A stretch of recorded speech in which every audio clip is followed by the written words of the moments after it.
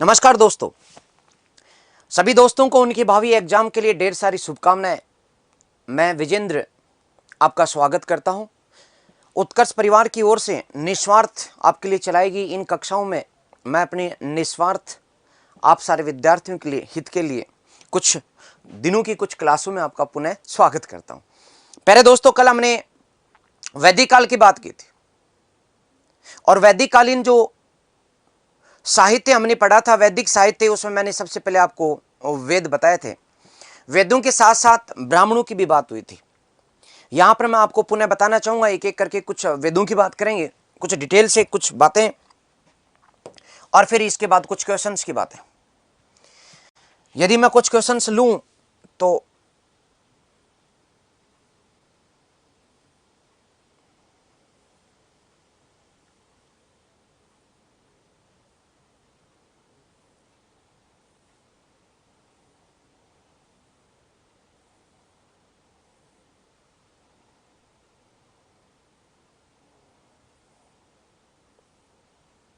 ब्राह्मणों के संबंध में है, लो वो हमने कल कर लिया था। चलिए, मेरे साथ जुड़े हुए सभी दोस्तों को नमस्कार, अभिवादन, सत श्री अकाल, आदाब, सलाम वालेकुम। दोस्तों, हम लोग आज एक एक करके कुछ वेदों के बारे में बात करेंगे। मैंने आपको बताया था सबसे पहले हमें पढ़ना है ऋग्वेद को। ऋग्वेद के बारे में मैंने बताया था आपको कि ऋग्वेद में कुल कितनी मंडल है? 10 मंडल है। 10 मंडल, बात करो 10 मंडलों में कितनी सूक्त है? सूक्त का मतलब जिसमें मंत्रों का समूह सूक्त कहलाता है। क्या कहलाता है? यहां मेरे साथ जुड़े में बहुत सारे लोग बाड़मेर की पावन धरा से, बीकानेर से, तेलंगाना से और पटना से जुड़े हुए साथी, मुंगेर से जुड़े हुए साथी, सबको वेरी गुड मॉर्निंग। फटाफट जुड़ जाइएगा। बहुत काम की चीजें जो आप किसी सामान्य ना किताब में पढ़ पाते हैं और ना ही कहीं और किसी और से पढ़ पाते हैं। आप देखिएगा, सूक्त का मतलब है मंत्रों का समूह। मैंने बताया सूक्त का मतलब है मंत्रों का समूह। तो सूक्त कितने, ध्यान से सुन लीजिएगा, 1017 सूक्त है।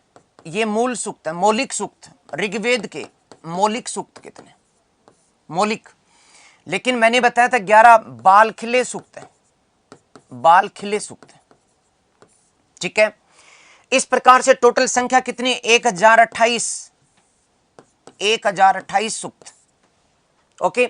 इसी के साथ मैंने आपको बताया था कि टोटल मंत्रों की संख्या 10,000 मंत्रों की संख्या। हालांकि ये नहीं पूछेंगे आपसे, इसलिए याद मत करना। फिर भी कहीं पर आपने लिख रखा है तो उसको ठीक कर लेना। 10,600 लगभग, 10,552 नोट, कोई और संख्या नहीं, एक्यूरेट 552। ये किस हैसियत से? ये इस हैसियत से और ये इस हैसियत से। आप समझ गए होंगे। यदि बालखिले सूक्त को बाहर निकालें तब टोटल मंत्रों की संख्या 10,552 और बालखिले सूक्त 11 को शामिल करेंगे तब 10,600, ठीक है। इसलिए सही संख्या जब पूछा जाए कि ऋग्वेद में कितने सूक्त हैं, 1017। लेकिन संपूर्ण सूक्त कितने? 1028। मंडल का मतलब चैप्टर, मंडल का मतलब क्या? अध्याय, यूनिट, ठीक। जल्दी से आ जाओ, फटाफट जुड़ जाओ। अभी तक जो सो रहे हैं जाग जाओ। ये पढ़ने का समय है, ये सोने का समय नहीं है। ये अब जागने का समय है, अपने इतिहास बनाने का समय है, अपने जीवन का एक ऐसा इतिहास, ऐसा स्वर्णिम इतिहास जिसमें हमें अपने आप पर गर्व करने का अधिकार हो।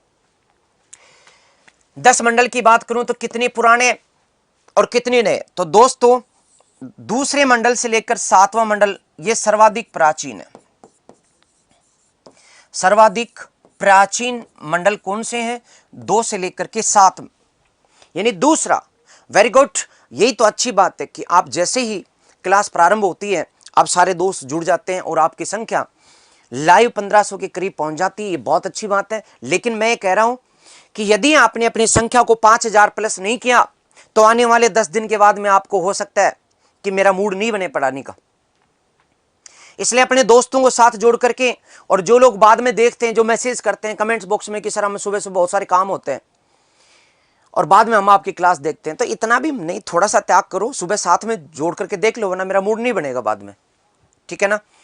तो 2 से 7, चूंकि ये निःशुल्क कक्षाएं, ना आपसे कोई शुल्क लिया जाता, न मैं कोई शुल्क लेता हूं, मेरी एक अभिरुचि है, ठीक है, बहुत क्लियर कट अभिरुचि है, और मैं जयपुर से पढ़ाता हूं, जयपुर ही मेरा घर है, जयपुर उत्कर्ष का सेंटर, ठीक है। ओके दोस्तों, अब मैंने बताया, अब देखो ऋग्वेद शब्द कहां से लिया गया। अरे भाई, कल मैंने बताया था कि ऋग का अर्थ ऋचा होता है, ऋचा शब्द से लिया गया। वेद कोई पुस्तक नहीं है, पहले सुन लो, वेद कोई पुस्तक नहीं है, वेद संहिताएं हैं, यह श्रुति परंपरा पर आधारित थी। मैं बात करूंगा, आपको एक एक करके बताऊंगा। ईश्वरीय ज्ञान है वेद, समझ रहे। मैं कर ही लेता हूं बात आप सबसे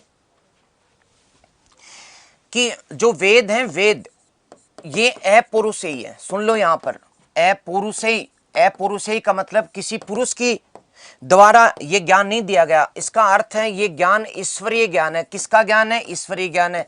ईश्वर ने ये ज्ञान किसको दिया था? ईश्वर ने ये ज्ञान ऋषि मुनियों को दिया था, और जो ऋषि मुनि थे उन्होंने इनकी ईश्वरीय ज्ञान के अनुसार रचना की।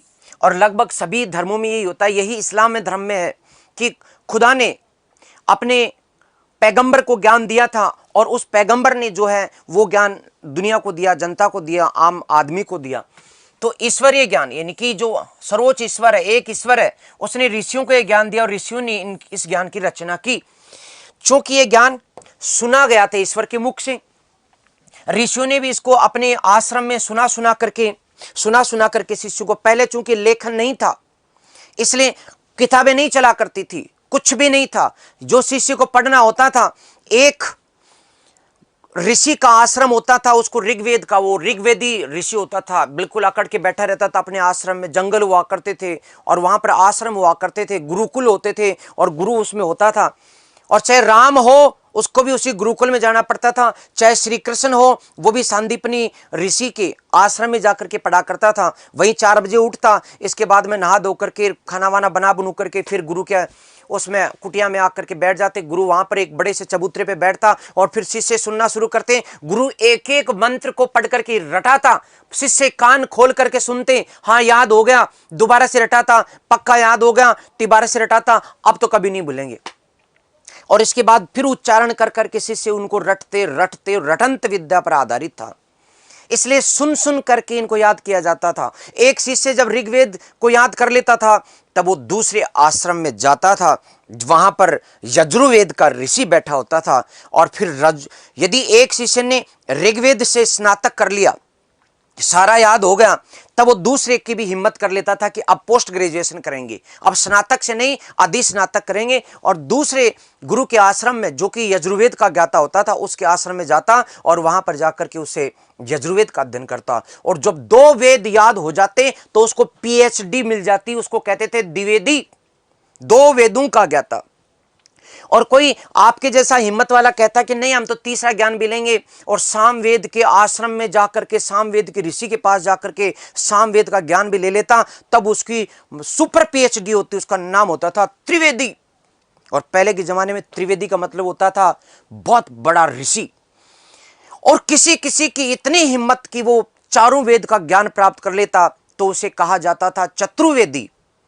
बहुत बड़ी शिक्षा होती थी।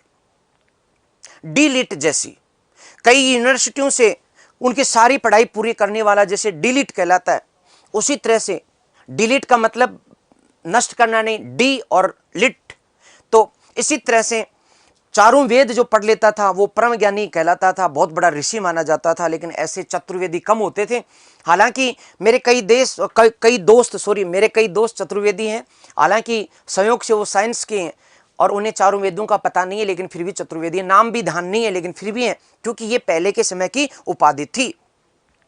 अब आर्यों के बारे में अपन बात बाद में करेंगे, अब अपन किसकी बात कर रहे हैं, हम बात करें इन वेदों को क्या कहा जाता था, स्वर्ण परंपरा पर आधारित होने के कारण इन्हें श्रुतियां कहा जाता था। क्या कहते थे, श्रुतियां। क्या कहते थे, श्रुतियां। तो श्रुति, श्रुति ज्ञान किसे कहा जाएगा, वैदिक ज्ञान का दूसरा नाम क्या है, श्रुति ज्ञान। अब ये इस प्रकार के क्वेश्चन आ जाते हैं और बच्चे जो है ना समझ नहीं पाते, श्रुति ज्ञान का मतलब क्या है। वैदिक ज्ञान को श्रुति ज्ञान कहा जाता है, ठीक है। हाँ, तो मैं बात कर रहा था मेरे दोस्तों, मैं बात कर रहा था अभी ऋग्वेद के। कान खोल करके सुन लो, सबसे प्राचीन मंडल, सबसे प्राचीन अध्याय ऋग्वेद के कौन कौन से, 2 से 7 तक। कितने, दूसरा, तीसरा, चौथा, पांचवा, छठा, सातवां। इन्हें क्या कहा जाता था, इन्हें वंश मंडल। क्या कहते हैं इन्हें, वंश मंडल। इन्हें क्या कहा जाता है, वंश मंडल। अब ये क्वेश्चन आ चुका है, वंश मंडल किसे कहते हैं। दूसरी तरफ यहां इन सभी का, इन वंश मंडल का पहला सूक्त प्रत्येक अध्याय का, चाहे दूसरा अध्याय, चाहे तीसरा अध्याय, चाहे चौथा अध्याय, चाहे पांचवा अध्याय, इनका प्रथम सूक्त, प्रत्येक का प्रथम सूक्त अग्नि को समर्पित होता था। आप देख करके समझ लेना। और सेकंड सूक्त इंद्र को समर्पित होता था, ठीक है। जबकि इंद्र के लिए ज्यादा मंत्र हैं, अग्नि के लिए दूसरा बड़ा देवता है। लेकिन यहां कान खोल के सुन लो, समझ लो इस बात को, पहला सूक्त किसको समर्पित है, अग्नि को।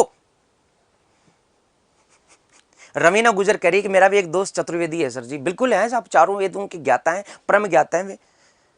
तो अब ये जो रंजीत राजा जी पूछ रहे हैं कि आर्य कौन थे, अरे बताऊंगा सब, आर्य पर पहुंचेंगे तब जब पहले वेद याद करेंगे, ऐसे कूद कूद करके नहीं मेरे दोस्त। फर्स्ट, प्रथम सूक्त किसका, अग्नि का। सेकंड सूक्त किसका, इंद्र का। किसकी विशेषता, दूसरा अध्याय जैसे हम शुरू करेंगे, पहला मंत्र किसका, पहला मंत्र होगा अग्नि को समर्पित। दूसरा अध्याय हमने शुरू किया, पहला मंत्र मिला अग्नि के लिए समर्पित, दूसरा मंत्र मिला इंद्र को समर्पित, तीसरा मंत्र फिर शुरू होगा अलग तरीके से। फिर तीसरा अध्याय खोला तो पहला मंत्र अग्नि को, दूसरा मंत्र इंद्र को। चौथा अध्याय खोला, पहला मंत्र अग्नि को, दूसरा मंत्र इंद्र को। पांचवा अध्याय पहला मंत्र अग्नि को। बात समझ में आई, चलिए आगे। और जिन्होंने इसकी रचना की, दूसरे मंडल से लेकर के 7वें मंडल तक रचनाकार कौन है, दूसरा तीसरा से लेकर के जो ऋषियों ने रचा, उनके नाम मैं आपको बता देता हूं। आप मेरे प्यारे दोस्त हो, अभी उम्र कम है, अभी तो शिक्षार्थी हो, शायद विवाह नहीं हुआ है। हाँ, तो बहुत अच्छी बात है ना, आपका पढ़ाया सर सब कुछ समझ में आ जाता है, बिल्कुल सही है। और ये जो आज भाई आर्य के चक्कर में पड़ गया, जोगेंद्र बेनीवाल, आर्य थोड़ी देर बाद, पहले वैदिक साहित्य जिसमें से क्वेश्चन निकलते हैं उनकी बात करो, समझ रहे हो ना। तो मैं आपको बताना चाहता हूं कि दूसरे से लेकर के 7वां जो मंडल है उसके रचनाकार कौन है, ये क्वेश्चन आता है। आप अभी नौजवान हैं, विवाह नहीं हुआ होगा, नहीं हुआ ना, पक्का हाथ खड़े करो, किस किस का विवाह नहीं हुआ, फटाफट करो हाथ खड़े, मैं देख रहा हूं। यस, शाबाश। तो चलो, इसका मतलब आपके गृहस्थ आश्रम में नहीं गए, आपके विवाह का अभाव है, अभाव है कि नहीं, अभाव है भाई, ग्रह विवाह अभाव। ओके, चलिए दोस्तों, अच्छा वो रह गई क्या, चलो तो फटाफट ले लो, मैंने कब मना किया, फटाफट यहां से स्टार्ट करो। देखो मैं बताता हूं आपको। यस, नंबर 1, ओके, नंबर 2,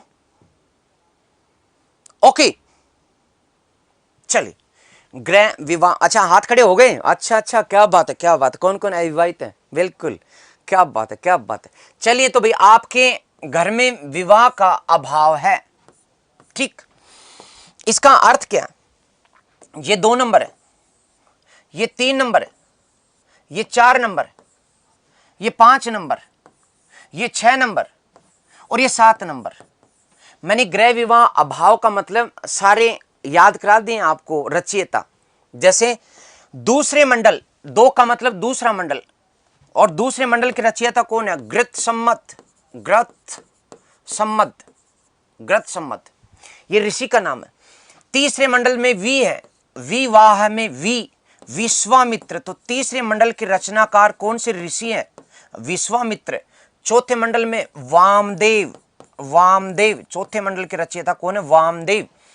पांचवें मंडल के रचयिता कौन है? अत्रि, ऋषि का नाम है ये, ध्यान रखना, ठीक है। और छठा मंडल है भा, भा का मतलब भारद्वाज, भारद्वाज। और आठवां है वै का मतलब वशिष्ठ, गुरु वशिष्ठ। ओके, चलिए फटाफट इसको याद करें दोबारा से। मैंने ट्रिक बताती आपको, क्योंकि सबसे प्राचीन मंडल है, इन्हीं पर क्वेश्चन आता है, कोई सा भी पूछा जा सकता है। तीसरा मंडल यानी कि गायत्री मंत्र के रचनाकार कौन है? क्योंकि आपको पता लगेगा कि तीसरे मंडल में गायत्री मंत्र है और उसके रचनाकार विश्वामित्र है, तो ये पूछा जा सकता है घुमा करके। हाँ, प्रणव कह रहा है कि साहब नौकरी नहीं लगी तो शादी कौन करेगा? बिल्कुल सही है, आपकी बात को मैं समझता हूं और थोड़ा विस्तार देता हूं। विद्या ददाती नौकरी, नौकरी ददाती विवाह, समझ रहे हो ना? जो भी मेहनत पे भरोसा करते हैं वो किस्मत की बात कभी नहीं बोला करते हैं। आप अपनी किस्मत की बात नहीं कीजिए। और ये मेरी बहुत अच्छी बात है कि आपकी जो संख्या है बढ़कर के इस समय लगातार 2000 की तरफ बढ़ती हुई, और मुझे बहुत अच्छा लग रहा है प्यारे दोस्तों कि आप कंटिन्यू 2000 के पास पहुंच गए। वेरी गुड, यानी 1900 क्रॉस हो चुके हैं, ये बहुत अच्छी है। फटाफट 2000 कर दो ना अपने दोस्तों के साथ, वरना 10 दिन बाद क्लास बंद कर दूंगा मैं। हमें 5000 तक संख्या पहुंचानी है, और यही मेरी खुशी का, और कोई शुल्क नहीं है। मैं निःशुल्क सेवा दे रहा हूं आप सबको, और जयपुर सेंटर से मैं आपको निःशुल्क सेवा दे रहा हूं, और हमारे संस्थान आपको निःशुल्क सेवा दे रहा है। इसलिए आप लोग कम से कम ये तो कर सकते हैं, ठीक है ना? चलिए दोस्तों, तो ग्रथ सम्मत, विश्वामित्र, वामदेव, अत्रि एवं भारद्वाज, ठीक है ना दोस्तों? तो ये, और लास्ट का वशिष्ठ, ये वंश मंडल के रचयिता। इन्हें क्या कहा जाता है? प्रगाथा ऋषि। क्या कहते हैं इन्हें? इन सभी को क्या कहते हैं? प्रगाथा ऋषि। ये मैंने इधर लेके आया, ये लो। इन सभी ऋषियों को क्या कहते हैं दोस्तों? इन सभी ऋषियों को क्या कहते हैं दोस्तों? प्रगाथा ऋषि, प्रगाथा ऋषि, क्योंकि पुराने ऋषि हैं, इन्हें प्रगाथा ऋषि कहते हैं। और इनमें एक ऋषि जिनका नाम है ग्रथ सम्मत, उनको छोड़ दें तो 7 बचते हैं। सॉरी, ये 6 ऋषि है, 6 ऋषि। और इन ऋषियों में जब हम एक ऋषि यदि शामिल कर दें तो इन्हें सप्त ऋषि कहा जाता है, 7वें मंडल के साथ में, और इनको प्रगाथा ऋषि भी कहा जाता है। दत्तात्रेय नाम है उनका, उनको और शामिल किया जाता है। 6 तो ये हैं, और एक दत्तात्रेय ऋषि को शामिल करने के बाद इन्हें सप्त ऋषि भी कहा जाता है, इन्हें प्रगाथा ऋषि भी कहा जाता है, ठीक है? ओके, अब अपन एक एक बात करते हैं। इस तीसरे मंडल की कुछ विशेषता, तीसरे मंडल की विशेषता, थोड़ा छोटा हो गया, मैं थोड़ा सा बड़ा कर लेता हूं। यस, तीसरे मंडल की विशेषता, ये जो है ना विश्वामित्र वाला, कौन सा मंडल है? तीसरा मंडल। विश्वामित्र का कौन सा मंडल? तीसरा। इसमें गायत्री मंत्र है,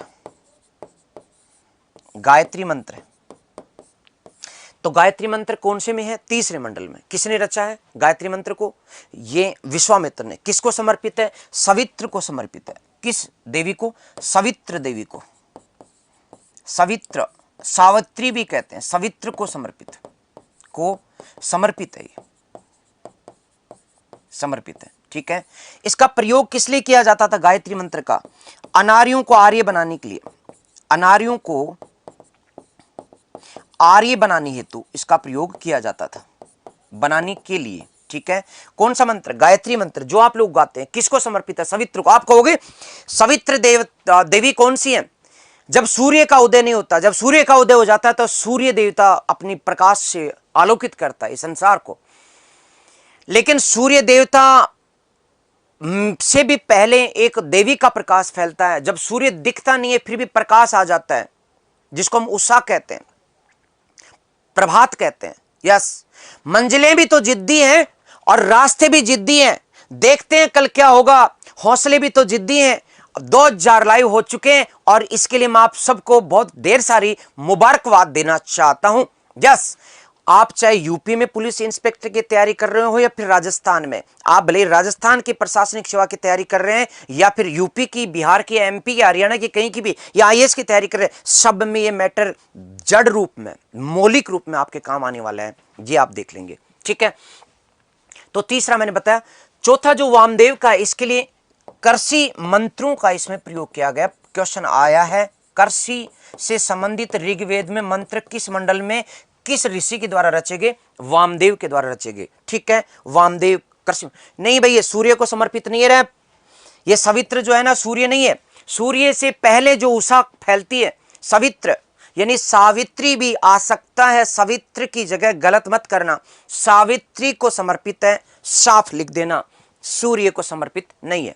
ओके, चलिए फटाफट स्क्रीनशॉट।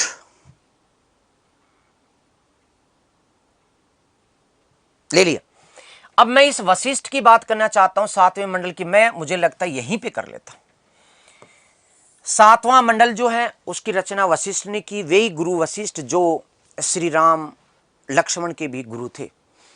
इस 7वें मंडल जो कि वरुण देवता को समर्पित है। किसको समर्पित है? वरुण देवता को। किसको समर्पित है? वरुण देवता को। किसको? वरुण देवता को समर्पित है। इसी में दासराज युद्ध का वर्णन है। दासराज्य युद्ध का वर्णन है। युद्ध वर्णन किसमें? इस 7वें मंडल में। दासराग युद्ध जो पुरुषनी नदी के किनारे हुआ था, अपन डिटेल से बात और करेंगे। पुरुषनी नदी यानी रावी नदी के किनारे हुआ था। नदी के किनारे जो युद्ध हुआ वो 7वें मंडल में किसके द्वारा रचित है? वशिष्ठ के द्वारा रचित है। किसको समर्पित है? वरुण देवता को समर्पित है। और इसका कारण भी क्या था? यस, बिल्कुल सही। अभी तो बाज की उड़ान देखी कहां आपने? अभी तो आपके और मेरे हौसलों की उड़ान देखी कहां आपने? अभी तो नापी है 2 गज जमीन। अभी तो हौसलों की असली उड़ान बाकी है। जिंदगी का असली इम्तिहान अभी बाकी है। अभी तो नापी है 2 गज जमीन। अभी ये खुला आसमान नापना तो बाकी है। इसी इरादों के साथ आप जुड़े रहिए और समझते रहिएगा। 7वां मंडल वशिष्ठ के द्वारा वरुण देवता को समर्पित दासराज युद्ध का वर्णन है। पुरुषनी नदी के किनारे हुआ था। इसकी कंपटीशन किस किस में था? इस विश्वामित्र को निकाल दिया गया था भरतवंश के द्वारा। राजा सुदास ने विश्वामित्र को अपने सर्वोच्च पुरोहित के पद से निकाल दिया था। तब ये बहुत गुस्से में आ गए थे विश्वामित्र जी, और इनको निकाल करके राजा सुदास ने इस वशिष्ठ को अपना पुरोहित बना लिया था। इससे गुस्से में आ गए और इन्होंने 5 अनार्य और 5 आर्य राजाओं को, 10 राजाओं को लेकर के अटैक कर दिया। किस पर? भरत वंश पर। समझ रहे हैं आप बात को? ओके, चलिए फटाफट भैया, ये इतिहास की बात है। इतिहास के अंदर चाहे कोई सा भी डिपार्टमेंट हो, आपके लिए ये जो क्लास है ये बहुत उपयोगी है। चाहे फॉरेस्ट हो या कोई भी डिपार्टमेंट हो, यदि उसमें जीके में इतिहास है, चाहे वो एसएससी हो, चाहे वो कोई भी एग्जाम हो, जड़ जिसको हम कहते हैं मौलिक क्लासें हैं, ये याद करोगे। जब आपको 6 महीने बाद आपके दोस्त कहेंगे कि यार क्या शानदार क्लास थी, तब आप गर्व करोगे कि हमने लाइव ली थी उस समय। ये आज से 2 साल बाद बहुत सारे लोग इनको देखेंगे, पढ़ेंगे, प्रशंसा भी करेंगे, क्योंकि मौलिक जो क्लासें हैं, मौलिक सामग्री है, मौलिक चीजें हैं और सीधे क्वेश्चन उठे हुए, ना कम है ना मैटर ज्यादा है, सीधा टू द पॉइंट आपका मैटर है। आप जुड़े हुए पढ़ रहे हो, ये भी अपने आप में एक इतिहास है। ठीक है, अब अपन बात करते हैं कि मैंने 2 से 7 तो बता दिया। आप कहोगे सर हमें 1 भी तो बताओ ना, हमें फिर 8 भी तो बताओ ना, 9 भी बताओ और 10 भी बताओ। सुन लो फिर यहां पर पहला जो मंडल है ये बाद में रचा गया। पहला और 10वां सबसे बाद का 10वां है और पहला भी बाद का, यानी कि पुराने कौन कौन से? दूसरे, तीसरे, चौथे, 5वें, छठे, 7वें, जिनको कि वंश मंडल कहा जाता है। और पहला और 10वां बाद का है और 8वां और 9वां बाद से बीच का है। समझ रहे हैं आप? ओके, तो इसका अगस्त्य और कण्व ऋषि ने रचना की थी। तो ऋषि मंडल था इनका, एक कोई ऋषि नहीं था। अगस्त्य ऋषि और कण्व ऋषि दोनों ने मिलकर के, और इनके साथ और भी ऋषि थे, तो ऋषि समूह ने इनकी रचना की, के द्वारा पहला मंडल रचा गया। अब सुनो आगे, और क्वेश्चन क्या आता है यहां पर 20 राजाओं के युद्ध का वर्णन है, 20 राजाओं के युद्ध का वर्णन है इसमें, के मध्य युद्ध का उल्लेख है, क्योंकि ये बाद का है। और हल चलाते समय जो हलवाहे का गीत भी इसमें है, जो हल चलाते समय हलवा जो होता है वो गीत गाता हुआ हल चलाता है, वो गीत इसमें। 8वां मंडल कण्व के द्वारा, यानी यही कण्व, ये यहां पर भी 8वां मंडल, ठीक है, कण्व के द्वारा। ओके, इसी तरह से 9वां मंडल अंगिरा ऋषि के द्वारा, और 10वां जो मंडल है वो किसी एक ऋषि का नहीं है, उसमें बहुत सारी महिलाएं भी है, इसलिए इसको ऋषि एवं विदुषी समूह के द्वारा रचा गया। और इनमें जो विदुषी हैं, विदुषी समूह, उनका नाम लोपा, घोषा, अपाला, विश्वारा, निंदावरी, बहुत सारे नाम मिलते हैं, लेकिन उनकी चर्चा अपन बाद में करेंगे, पहले इनकी एक एक विशेषता देख लेते हैं। तो मैंने बताया पहला जो मंडल है वो बड़ा लोकप्रिय है, क्योंकि इसमें अगस्त्य और कण्व ऋषि के द्वारा रचित है, हलवाई का गीत है। अब एक और बात आती है, सबसे ज्यादा मंत्र किसमें, सर्वाधिक मंत्र इसी पहले में, तो मैं लिख दूं यहां पे, ये लो, सर्वाधिक मंत्र किसमें है, इसी में, सर्वाधिक मंत्र इसी में, ठीक है। अब मैं आपको बात करूंगा 10वें मंडल की, 10वें मंडल पर आ जाओ। 10वां जो मंडल है उसके अंदर कई सूक्त है, उसी में एक सूक्त है, 10वें मंडल की बात कर रहे हैं, मैं यहां 10वें को लिया, एक सूक्त है दोस्तों जिसका नाम है पुरुष सूक्त।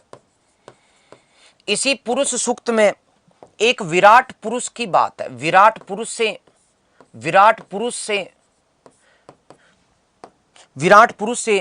चारों वर्णों की उत्पत्ति का उल्लेख, ठीक है, कि उसके मुख से ब्राह्मण, भुजाओं से क्षत्रिय और जंगाओं से यानी जननांगों से, शब्दों को ध्यान से सुनना, जननांगों से वैश्य और पैरों से शूद्र की उत्पत्ति दिखाई गई है। किसमें, विराट पुरुष के मुख से ब्राह्मण, भुजाओं से क्षत्रिय, समझ गए, किस सूक्त में, पुरुष सूक्त में।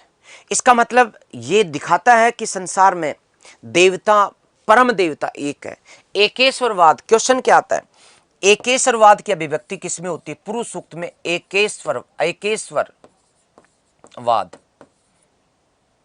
एकेश्वरवाद की अभिव्यक्ति किसमें होती है, पुरुष सूक्त में, ठीक। इसी में एक और सूक्त है, नासदीय सूक्त, ठीक है। कौन सा सूक्त है दोस्तों, नासदीय सूक्त किसमें है, 10वें मंडल के अंदर नासदीय सूक्त है। इसमें सृष्टि की रचना की बात की गई है कि तब कुछ भी नहीं था, अंधकार ही अंधकार था, ना प्रकाश था, ना जल था, ना पृथ्वी थी, ना मिट्टी थी, ना पहाड़ थे, कुछ भी नहीं था, चारों तरफ अंधकार ही अंधकार था। तब ब्रह्म के द्वारा सब कुछ उत्पन्न हुआ, वो स्वयं सृष्टि है, वो स्वयं परमात्मा है, वो स्वयं जीव है, वो स्वयं मानव है, सब कुछ उसी से उत्पन्न होता है, सब कुछ उसी में समा जाता है। तो सृष्टि की रचना की बात किसमें हुई है, नासदीय सूक्त में। इसलिए यहां पर सर्वेश्वरवाद की अभिव्यक्ति हुई है, अंतर कर लेना, सर्वेश्वरवाद यानी सब कुछ ईश्वर है, ये सृष्टि भी ईश्वर है, ईश्वर ही सृष्टि है, सृष्टि ईश्वर है, सब कुछ उसी से उत्पन्न होता है, उसमें लीन हो जाता है। लेकिन एकेश्वरवाद में एक ईश्वर अलग है और सृष्टि अलग है, समझ रहे हैं, ओके। प्यारे दोस्तों, फटाफट 2500 के पार पहुंचाओ, 2000 में मजा नहीं आ रहा, यस, हाँ यस। आर्यभट्ट से पहले शून्य था, बिल्कुल था, यस।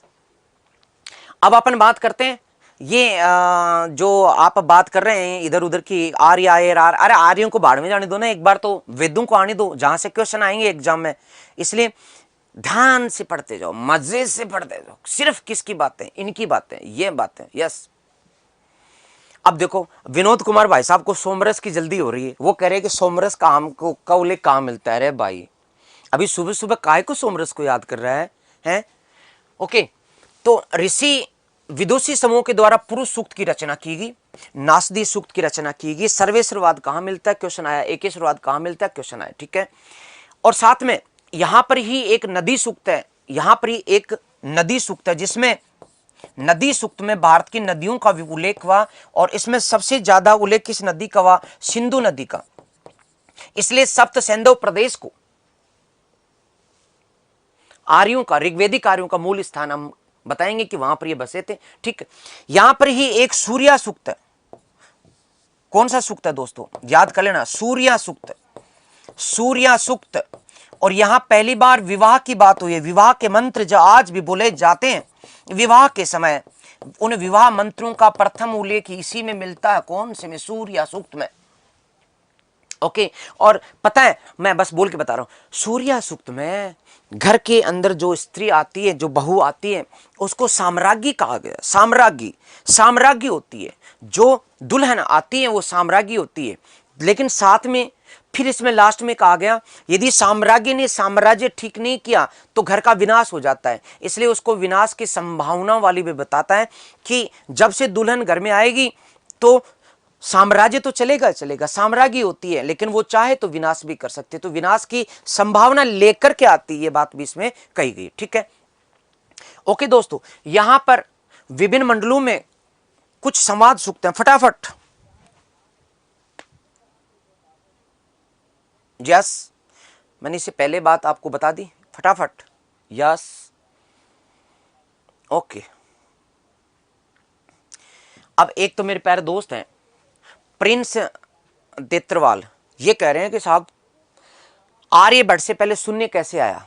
तो मैं कैसे समझाऊं मेरे दोस्त को कि किसने कहा आपको कि आर्यभट्ट ने शून्य का आविष्कार किया था? यदि आपने ऐसा पढ़ा है तो आप बिल्कुल गलत पढ़ रहे हो।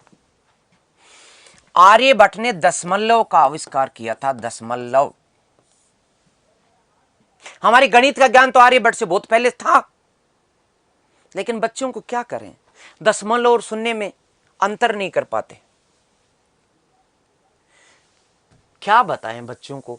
बच्चे तो बच्चे हैं, अपने गलत ज्ञान के आधार पर कंफ्यूज रहते हैं। ध्यान दें, गणित का प्राचीनतम ग्रंथ शूल सूत्र है, जिसमें सभी अंकों की और उन अंकों के आधार पर रस्सी पर अंक निर्धारण करके यज्ञ की वेदी को नापने कि उसकी लंबाई, चौड़ाई और ऊंचाई, नीचे से आधार कितना और ऊपर से कितना, सब साक्ष्य मिलते हैं। गणना की बातें हुई है वेदों में। वेदों में क्या नहीं है, लेकिन वेदों को हम जानते तो नहीं है, ये बात है। हम सुनी सुनाई बात पढ़ लेते हैं, आर्यभट्ट ने शून्य का आविष्कार किया। अरे भाई, आर्यभट्ट ने गणित में दशमलव का आविष्कार किया था। सूक्त एक बड़ा गीत होता है, जैसे आपको मैं किसका बताऊं, जैसे अपना जनगण मन है, तो वो एक गीत होता है, वो पूरा गीत एक सूक्त है। उसमें एक ही गीत नहीं होते, 4-5 गीत होते हैं एक ही किस्म के।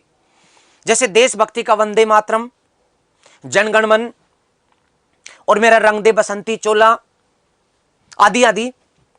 इन सबको जो देशभक्ति टाइप, तो देशभक्ति सूक्त हो गया ये। और मंत्र जो प्रत्येक के अलग अलग है, ये भी कोई बात हुई। ओके, हाँ, आर्यभट्ट ने शून्य की विशेषताएं बताई है कि शून्य यदि दशमलव से पहले शून्य लगा तो उसका कोई अर्थ नहीं है, दशमलव के आगे शून्य लगा तो भी उसका कोई विशेष अर्थ नहीं, लेकिन फिर भी इससे बड़ा अर्थ है। ये एक दहाई अंक के विस्तार को दिखाता है, समझ लो। यदि इसके आगे कोई संख्या है तो इसका व्यापक अर्थ है।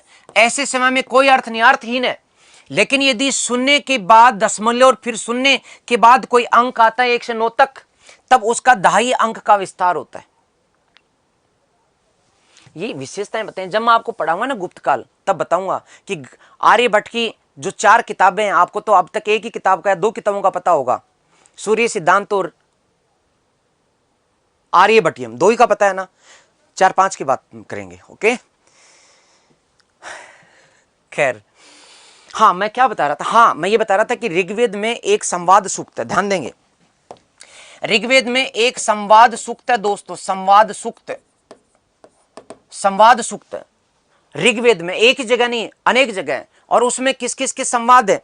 एक यम नाचिकेता का संवाद है, सॉरी यम यमी का संवाद, यम यमी का संवाद है। यहां यमी जो है वो बहन है और यम जो है वो भाई है, ये संवाद मिलता है। और यमी के द्वारा अपने भाई से विवाह करने पर बल देने का यहाँ उल्लेख है, और यम बार बार उसको धर्म के विरुद्ध बता करके उसकी उपेक्षा करता है, ठीक है ना। इसी तरह से यहां पर पुरूरवा और उर्वशी का संवाद है। जैसे पुरूरवा राजा है, पुरूरवा, और वो चक्कर में पड़ गया किसके? उर्वशी के, उर्वशी के, तो इनका संवाद है। और उर्वशी जब पुरूरवा को छोड़ करके जाती है तब ये रोने लग जाता है पुरूरवा इस संवाद में। तब उर्वशी समझाती है उसको कि देखने में जो महिला होती है वो बहुत कोमल नजर आती है, लेकिन वो बहुत कठोर हृदय होती है। तुम मेरे लिए इस तरह से रो मत, क्योंकि स्त्रियों का प्रेम स्थायी नहीं होता। यहां पर संवाद है उर्वशी, ठीक है ना। उर्वशी और पुरूरवा संवाद, जिसमें उर्वशी साफ कहती है कि तुम मेरे लिए मत रो, स्त्रियों का प्रेम जो है वो स्थायी नहीं होता, वो समय के साथ बदल जाता है। यह संवाद किसमें है? पुरूरवा और उर्वशी का। किसमें? ऋग्वेद में। इस संवाद सुख से हम क्यों पढ़ रहे हैं इसको? हम इसलिए पढ़ रहे हैं क्योंकि भारतीय नाट्य का, भारतीय नाटक का, भारतीय नाट्य की शुरुआत यहीं से मानी जाती है। नाटक की शुरुआत यहीं से मानी जाती है। कहां से मानी जाती है? जहां बेचारे पुरूरवा के साथ उर्वशी ने नाटक कर दिया कि नहीं कर दिया, तो वहां से नाटक की शुरुआत मानी जाती है। समझ लो, संवाद सूक्त से। ध्यान देना बातों ही बातों में मैंने। यस, मैं आप सबको धन्यवाद देता हूं मेरे दोस्तों कि 2000 प्लस तो हम काफी देर से हो गए। अब तो मैं देखता हूं कि तेजी से कितना हम आगे बढ़ चुके हैं। यस, 2100 की तरफ बढ़ता हुआ आंकड़ा। लेकिन मैं चाहता हूं कि 5000 10 दिन में जब होंगे तब मैं क्लास कंटिन्यू करूंगा। यस दोस्तों, कुछ क्वेश्चंस आए हैं, देखो एक बार धड़ाधड़ देखो।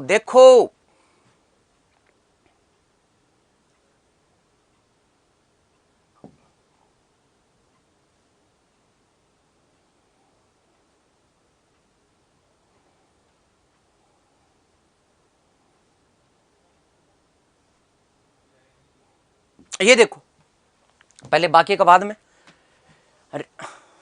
जीरो का आविष्कार करने की अच्छा आप बताओ, जो मुझसे पूछ रहा है कि साहब 99 वाली मेरी क्लास शुरू नहीं हुई दोस्तों, जल्दी शुरू होगी, मैं बता दूं। अच्छा आप बताओ, जीरो के चक्कर में तो आप पढ़ रहे हो। एक का आविष्कार किसने किया था, याद है क्या? दो का किसने किया? चल बताओ। तीन का बता दो, चार का बताओ, रे पांच का बता दो, चेक। अरे जब संख्याओं का आविष्कार हुआ था तो जीरो का भी उसी में हो गया था। जीरो की विशेष, जब 1 2 3 4 5 बने थे ना, जब संख्याएं बनी थी ना, उसी के साथ हो गया था, ठीक है। ऋषि मुनियों के द्वारा कर दिया गया था। जीरो की विशेषताएं किसने बताई थी? आर्यभट्ट ने। ऋग्वेद के किस सूक्त में भारतीय नाटक के आरंभिक सूत्र पाए जाते हैं? IS 2006। तो उत्तर क्या होगा? फटाफट आंसर नहीं है अभी। शाबाश, तारा शर्मा का आ चुका, बबलू का भी आ चुका, पूनम का आ चुका, सीमा का आ चुका, पिंकू का आ चुका, नीतू का आ चुका, सीमा, संदीप, नव्या। ओके प्यारे दोस्तों, संवाद सूक्त में अभी आ गया ना। अब क्या करोगे बताओ? हैं क्वेश्चन आते हैं, ध्यान दो क्वेश्चनों पर। लोग आर्य कहां थे, आर्य थे कि नहीं थे, जीरो कहां से आया, या फिर महिलाएं जो धोखेबाज होती हैं वो तो वेदों में लिखा हुआ, मैसेज टाइप करके अपनी पीड़ा निकाल रहे हैं। अरे भाई समझो बात को, ठीक है ना। अब देखो अगला क्वेश्चन, ये यूपी में आ गया। यूपी पीसीएस, यूपी के जो आरएस लेवल की एग्जाम होती है उसमें क्वेश्चन 2005 में है। ऋग्वेद में वंश मंडल, वंश मंडल का मतलब जो मंडल 2 से 7 तक, दूसरे से लेकर 7वें मंडल तक, उसे क्या कहते हैं? वंश मंडल। क्वेश्चन देखो, हवा नहीं लगती लोगों को जब क्वेश्चन पेपर को लेकर के बैठते हैं परीक्षा में। ऋग्वेद में वंशमंडल प्राय किसके मंत्रों से प्रारंभ होता है? तो उत्तर दीजिएगा, किसके मंत्रों से प्रारंभ होता है? फटाफट बताओ, आंसर नहीं है। आ गए? अरे वाह क्या बात है, संवाद सूक्त बी। वाह, ये हुई ना बात। किसका? अग्नि के साथ शुरुआत होती है। अरे वाह क्या बात है, ये तो आप तो छक्के छुड़ा दोगे। मुझे लगता है आपकी बार एग्जाम के साथ फुल फाइट के मूड में आ जाओ कि हम देखते हैं कोई क्वेश्चन आएगा, औकात कहां से होती है एग्जामिनर की कि हमारे पढ़े से बाहर आ जाए। इस हौसले के साथ आप सामना करना।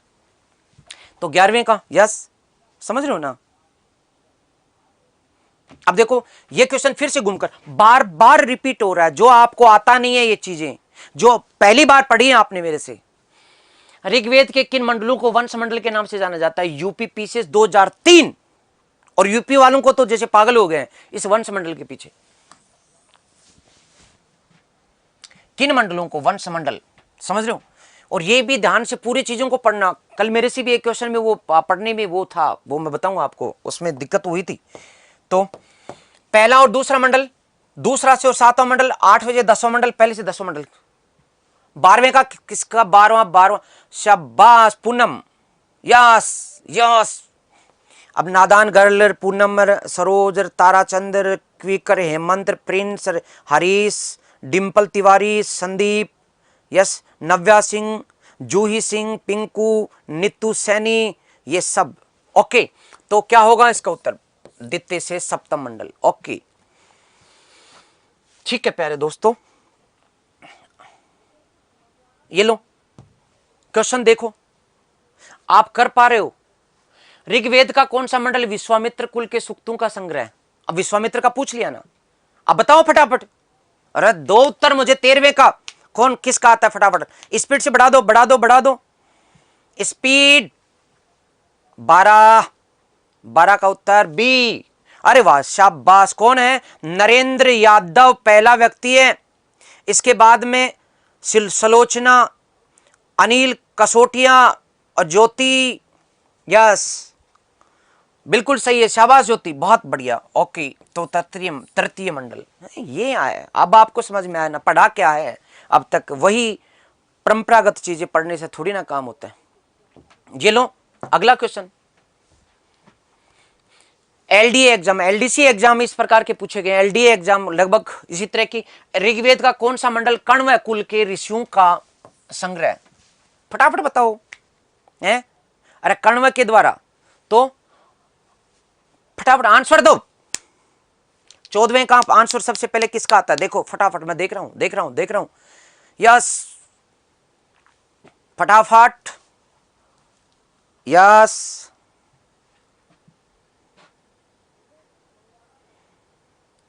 अरे वाह क्या बात है, वेरी गुड विनोद कुमार, शाबाश। 8वां ए, ओके ओके, 8वां, शाबाश। अमित, आकाश, जूही, ज्योति, पूजा, शाबाश, वेरी गुड। चलिए अब हम आगे पढ़ेंगे, क्योंकि अभी हमें पढ़ना बहुत सारा है। क्वेश्चन तो आप कर दोगे, पढ़ने के बाद कहीं से कोई किसी एग्जाम की औकात नहीं है कि वो बाहर से कोई क्वेश्चन दे दे। ठीक है, अब हम बात करेंगे दोस्तों कुछ नई बात की, फटाफट इसका ले लें। ओके दोस्त, अब मैं आपको बताऊंगा एक नई बात, नई चीज जो आपको पता नहीं है। सुन लो, एक क्वेश्चन इस तरह का आया राजस्थान के एग्जाम में, ज्ञान कांड और कर्मकांड,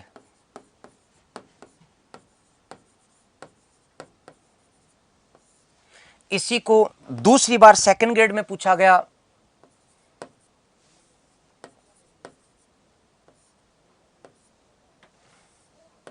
कर्मकांड भाग एवं ज्ञानकांड भाग, इस तरह से पूछा गया। वैदिक साहित्य का कर्मकांड भाग और ज्ञानकांड भाग पूछ लिया, कौन कौन से आते हैं। अब आप ही बताओ। चलो पहला मैं क्वेश्चन वो का वो पूछता हूं, जो आया वो क्वेश्चन दे देता हूं। क्वेश्चन है दोस्तों, वैदिक साहित्य का कर्मकांड भाग कौन सा है? भाग में शामिल है और उत्तर दे रहा हूं। 1 वेद, 2 ब्राह्मण, 3 आरण्यक, 4 उपनिषद। तो यहां पर आप समझिएगा, सही उत्तर सही कौन सा है? सही है ए, केवल एक, बी 1 व 2, सी 2 व 3, डी 3 व 4। वेरी गुड निकिता, बहुत बढ़िया। कि शिक्षा से बड़ा वरदान नहीं, और सर आपसे हमें यह वरदान मिल रहा है। विद्यार्थियों का एक ज्यादा आ रहा है। एक जिन विद्यार्थियों का नाम नहीं पढ़ पा रहा, नरेंद्र और ज्योति, डिंपल, लोकेश, गलत है लोकेश आपका तो, रेखा, तो सही उत्तर इसका क्या है? बी। बी। नहीं समझ में आता, मैं बता रहा हूं, क्वेश्चन देखते हैं माथा पकड़ लेते हैं, क्योंकि हम चंद बातें रट करके जाते हैं। समझ करके जाओ, मैं बताता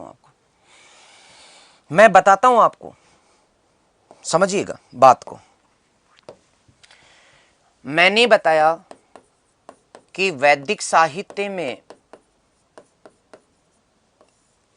4 चीजें शामिल हैं।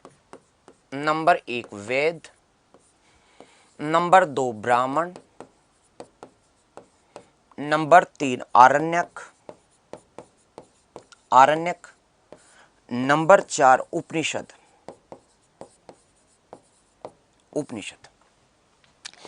दोस्तों, वेदों में यज्ञ पर बल दिया गया, यज्ञों पर बल। ब्राह्मणों में भी यज्ञों की सुव्यवस्थित संपादन पर बल दिया गया, सुव्यवस्थित यज्ञ संपादन पर बल दिया गया। आरण्यक में यज्ञ विरोध किया गया। उपनिषद में भी यज्ञ का विरोध किया गया, अर्थात इन्होंने कहा कि यज्ञ फूटी नाव के समान है। यहां कहा गया कि ओम समर्पयामि, यज्ञ करने से हमें सभी कर्मों के फल प्राप्त हो जाएंगे।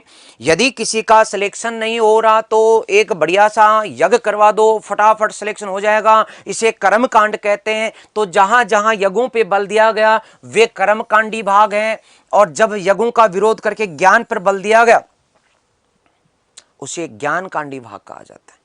आरण्यक जंगल, आरण्य का मतलब जंगल, जंगल में जाकर के ऋषि मुनियों ने उस पर ब्रह्म में ध्यान लगाया, तब उन्हें पता लगा कि हमारी मुक्ति कर्मकांड से नहीं, यज्ञ और यज्ञों में दी गई बलि से नहीं होगा, हमारी मुक्ति ज्ञान से होगी, इस सृष्टि के रहस्य को समझने से होगी। और उपनिषदों में तो मुंडक उपनिषद में साफ कहा गया कि यज्ञ एक फूटी नाव के समान है, और उसमें बैठ करके कोई संसार से मोक्ष प्राप्त नहीं कर सकता।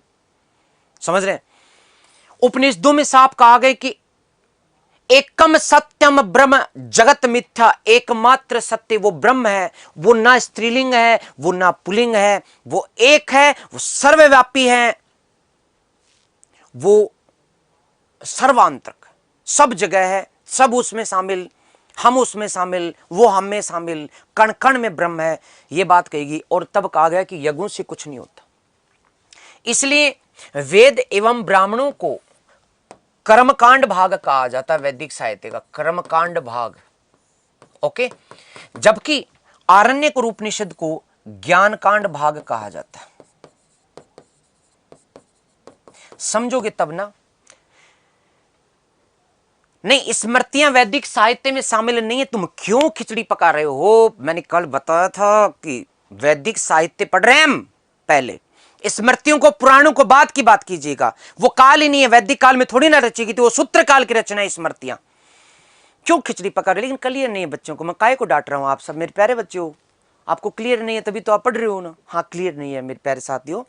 स्मृतियां वैदिक साहित्य का ना तो भाग है, स्मृतियां वैदिक काल का भी भाग नहीं है, पुराण वैदिक काल का भाग नहीं है, पुराण वैदिक साहित्य का भाग नहीं है।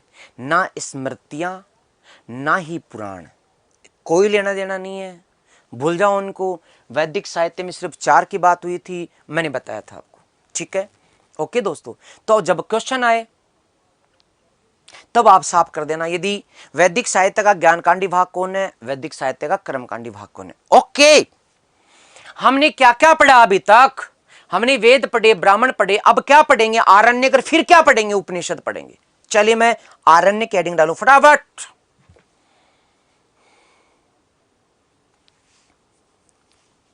चलिए हम बात कर रहे हैं आरण्यक की।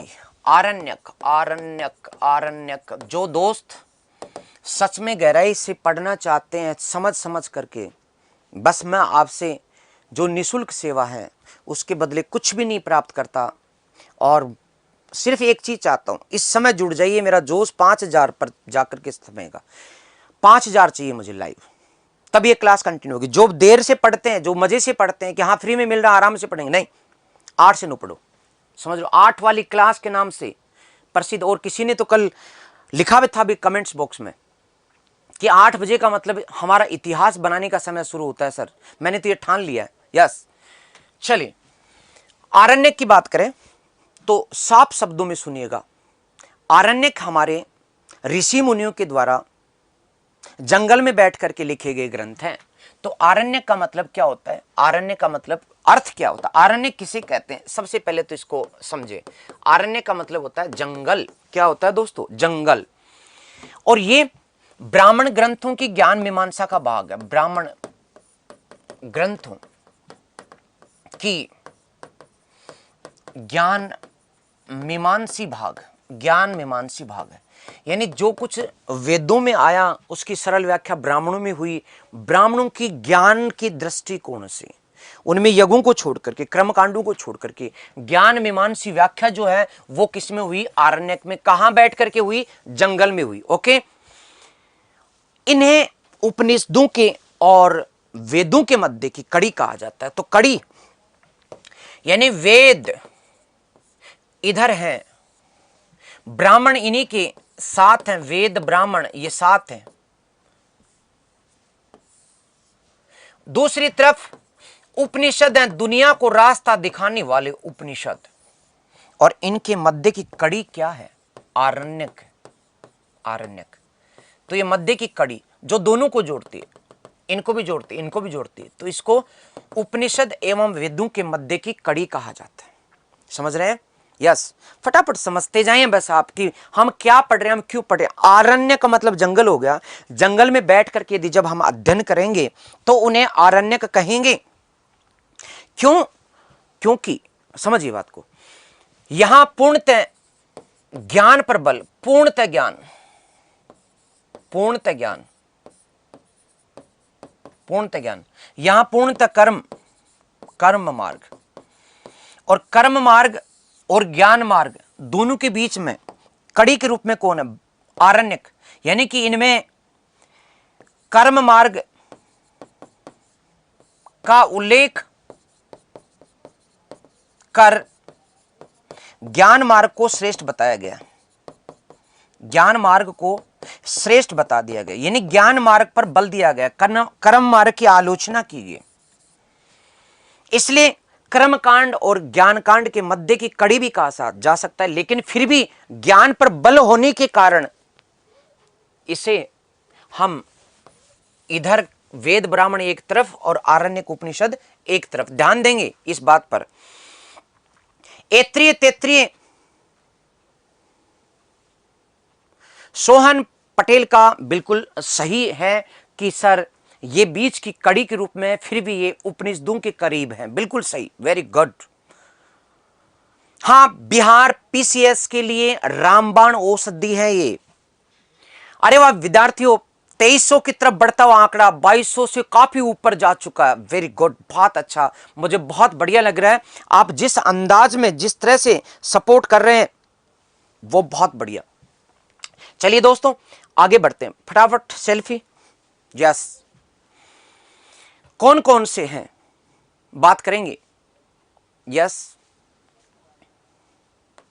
यस, कौन कौन से जो आरण्यक हैं, आरण्यक ये जो ब्राह्मण ग्रंथ हैं, ब्राह्मण एवं उपनिषद ग्रंथों के नाम से ही जाने जाते हैं, के नाम से रचित। जैसे मैं लिखाऊं जरूरी नहीं, ऐत्रेय आरण्यक, तैत्रेय आरण्यक, छादोंग्य आरण्यक, वृहद आरण्यक, समझ रहे हैं ना? तो दो चार के नाम मैं दे सकता हूं आपको। वृहद आरण्यक, वृहद आरण्यक, ऐत्रेय आरण्यक, ऐत्रेय आरण्यक, तैत्तिरीय आरण्यक, आरण्यक, छादोंगी आरण्यक, आरण्यक, ठीक है, ये आरण्यक। समझ गए बात को? फटाफट से फिल। यस यस, बहुत बढ़िया। अब आर्य कहां के निवासी थे बात करेंगे रहे आराम से। अब आप बात करो उपनिषद की, बहुत महत्वपूर्ण टॉपिक। जितने वेद में क्वेश्चन आए उतने ही उपनिषद में आए।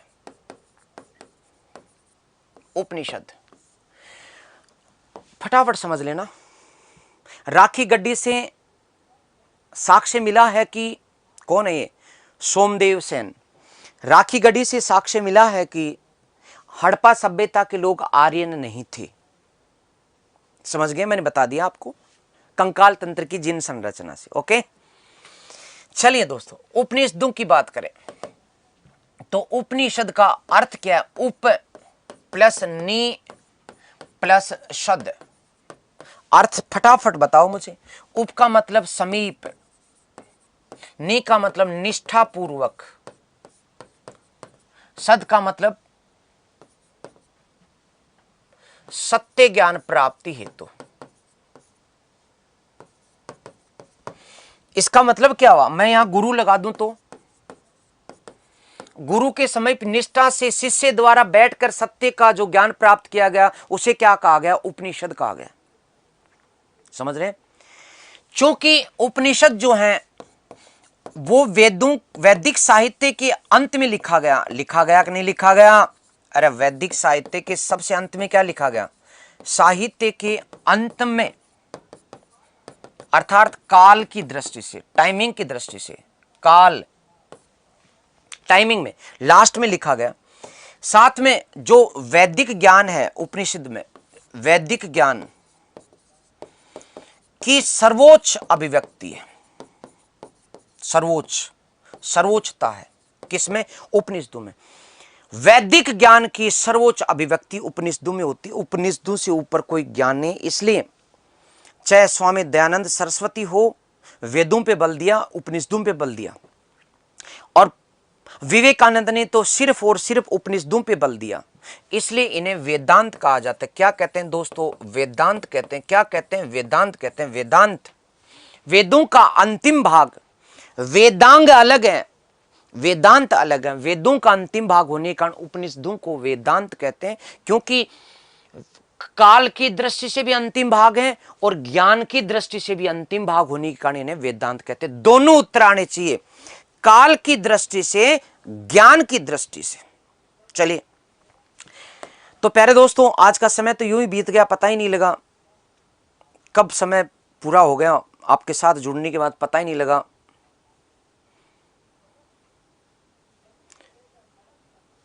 यहां मैं आपको कुछ क्वेश्चंस पूछने के लिए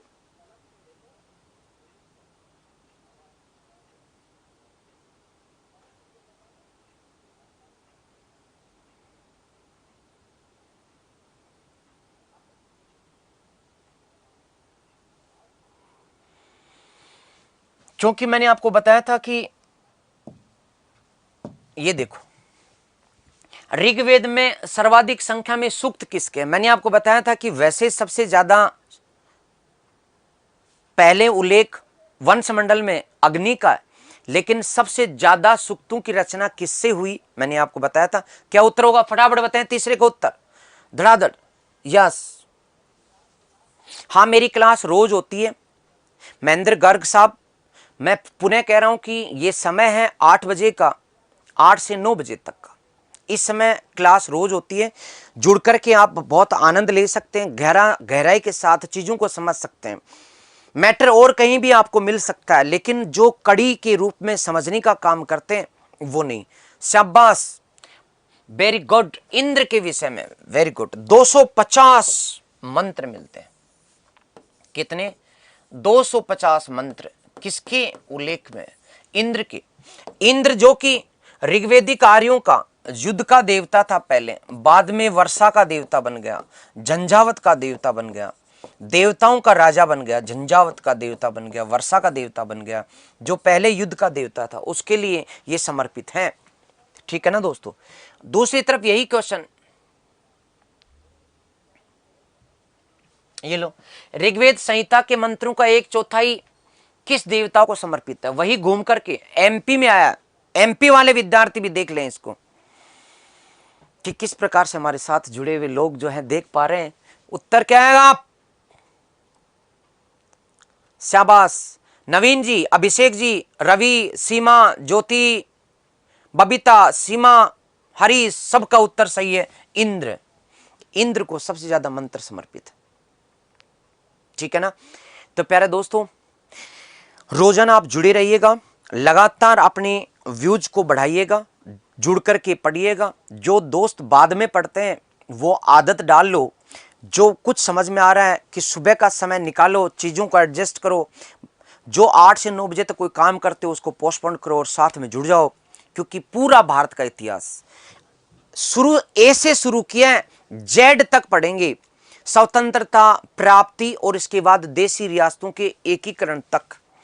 एग्जाम कोई भी हो उसमें बाहर से क्वेश्चन नहीं आएगा, और टू द पॉइंट, बिना समय खराब के महत्वपूर्ण क्वेश्चनों के साथ मैं आपको पढ़ाऊंगा। लेकिन इसके लिए जो एक निस्वार्थ और निःशुल्क क्लास है उसमें आप जुड़ जाइएगा। 8 बजे होते हैं, ठीक है। संडे को रहती है छुट्टी और बाकी दिन होती है क्लास सुबह 8 से 9 बजे तक।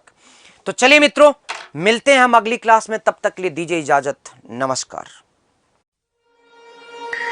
अगर वीडियो पसंद आया हो तो वीडियो को लाइक करना ना भूलें। सब्सक्राइब करें उत्कर्ष के YouTube चैनल को और लेटेस्ट अपडेट पाने के लिए बेल आइकन को प्रेस करना ना भूलें। प्रतियोगी परीक्षाओं की तैयारी अब घर बैठे उत्कर्ष ऐप के साथ। अब पढ़ो कहीं भी कभी भी।